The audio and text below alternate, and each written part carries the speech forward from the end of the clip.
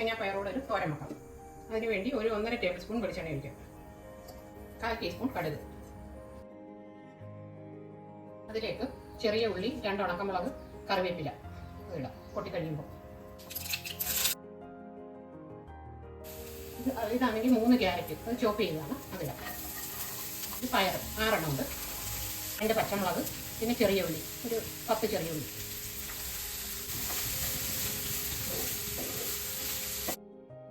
അര ടീസ്പൂൺ ഉപ്പിടാം. ഒരു 3 മിനിറ്റ് ചെറിയ തീയിലൊന്ന് വഴട്ടാം. ഇത് 3 മിനിറ്റായി. ഇതിലേക്ക് ഒരു 2 ടേബിൾ സ്പൂൺ വെള്ളം ഒഴിക്കാം.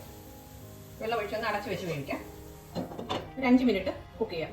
ഇത് അരക്കപ്പ് തേങ്ങയുണ്ട്, ഒരു 3 അല്ലി വെളുത്തുള്ളി, ഒരു 1/4 ടീസ്പൂൺ ജീരകം, 1/4 ടീസ്പൂൺ മഞ്ഞൾപ്പൊടി. ഇതൊന്ന് ചതച്ചെടുക്കാം. ഇതിപ്പോൾ 5 മിനിറ്റായി. ഇതിലേക്ക് അരപ്പ് ചേർക്കാം. ഇനി 2 മിനിറ്റ് അടച്ചെടുക്കാം, പച്ചമണം മാറാൻ വേണ്ടി തേങ്ങയുടെ. ഇനി ഇതൊന്ന് ഇളക്കി കൊടുക്കാം. ഇനി ഓഫാക്കരുത്.